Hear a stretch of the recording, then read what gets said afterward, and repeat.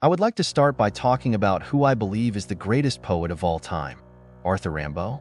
This young man with iris blue eyes revolutionized poetry in general since he was the first poet to innovate a new genre in poetry called free verse. From there, the beatniks were derived, inspiring even great rock stars like the great Jim Morrison and Patti Smith. Let's start by talking about excesses. Arthur Rimbaud, the famous French poet, developed the idea of disturbing all the senses in his Letters of the Seer written in May 1871.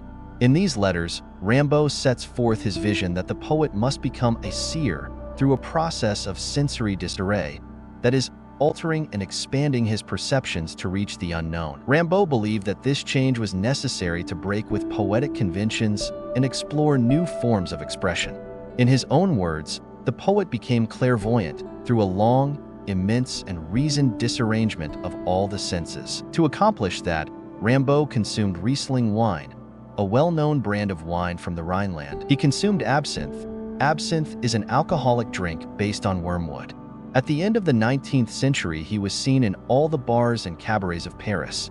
It was probably the most famous liquor in Europe and the hallmark of the artistic world, which consumed it in large quantities, seeking inspiration and intoxication. He also consumed hashish and especially tobacco. He wandered around with a pipe everywhere. Even when he first met Verlaine, he began to smoke in the middle of a dinner, and while they were eating, he was taking big puffs from his pipe. One day, Verlaine's friend and biographer, Edmond Lepelletier, invited the two friends to dinner. Rimbaud was unbearable. First of all, writes his host, he did not open his lips during the first part of the meal, only opening his mouth to ask for bread or drink, as at a hotel table, and at the end, under the influence of the energetic Bourgogne that Verlaine generously poured, he became aggressive. He uttered provocative paradoxes and uttered aphorisms designed to incite contradictions.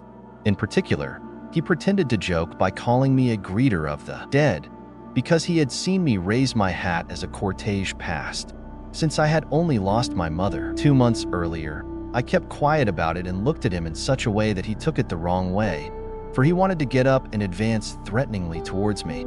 Nervously and foolishly, he took a dessert knife from the table, no doubt as a weapon. I put my hand on his shoulder and immediately forced him to sit down again, while telling him that, not having feared the Prussians, he would not be a stowaway like him, who would intimidate me.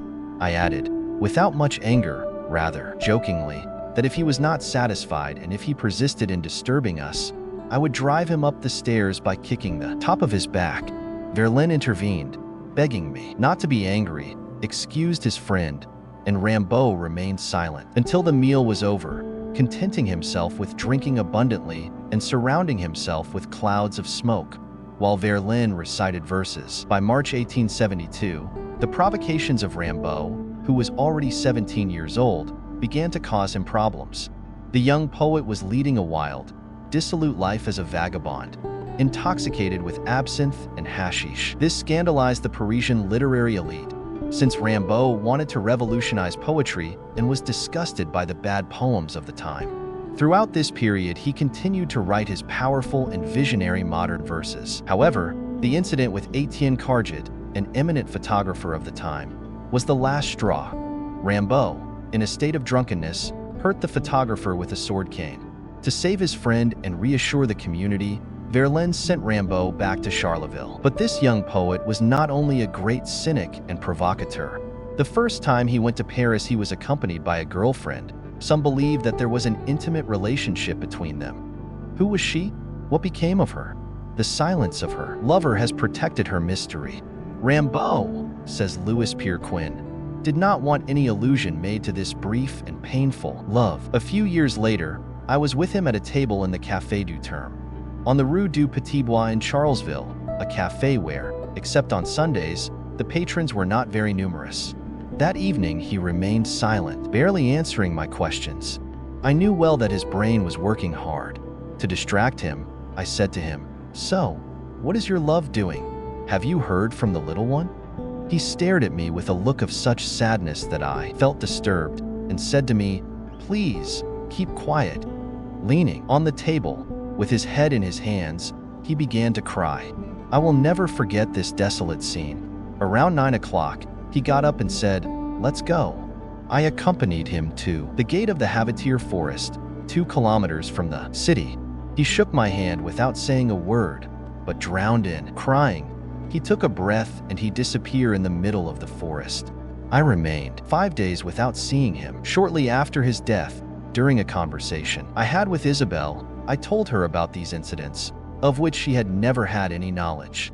"What you are saying," she said, "explains to me certain incoherent words repeatedly uttered during your delirium." Arthur Rimbaud stopped writing poetry at the age of 20 after completing his work, Illuminations. It was not going to France, since he was already living there, but he decided to abandon literature altogether and devoted himself to traveling and working in different occupations. After his tumultuous relationship with Paul Verlaine, Rimbaud moved to England and then traveled through several countries in Europe, Asia, and Africa. He worked as a merchant and arms dealer, among other things, and eventually settled in Aden, Yemen, and then in Harar, Ethiopia, where he was a coffee merchant. He is said to have found himself and lived a poetic life no longer by writing it, but by acting it. He lived his poetry himself with endless adventures. When he returned to Paris in 1879, he had fever. Ernest Delahaye dared to ask him that evening after dinner if he always thought about literature. "I don't concern myself with that anymore," he replied in an annoyed voice and a contemptuous tone. Rimbaud almost never laughed, says the Frenchman Seer, but he knew how to amuse his guests with his mockery, his ironies, and his cold exaggerations.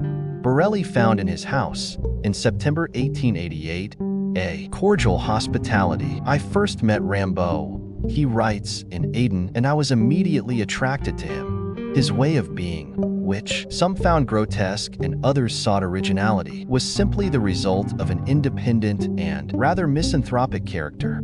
It seemed to me that Rimbaud must have suffered a great deal in his earlier life, and that probably his character must have been changed as a result of one of those misfortunes that leave indelible marks. I say this, but I know nothing for certain. For, despite the long hours we spent together, I never asked him anything that had any connection with his past life, and he never told me anything. Why do we find pleasure in being together? We had in some points completely opposite views. He traveled for his business. I traveled for science and out of curiosity. How much better served science would have been if the roles had been reversed. I still see Rimbaud. He went about his business very conscientiously, with all simplicity. The natives, whom Rimbaud preferred to the Europeans, were happy to come to his house because, as he knew their language, they could converse. They were sure to find him always in the same spirit. However, it was very curious to observe how, once the business was concluded, he would send the man away with a mocking look, chuckling, and looking at me with amused eyes. Arthur Rimbaud died on November 10, 1891 in Marseille, France. The cause of his death was carcinoma of the right knee, which was initially diagnosed as arthritis. Despite various treatments, his condition worsened, and finally his leg was amputated in May 1891. However, the cancer had spread, and Rimbaud died a few months later.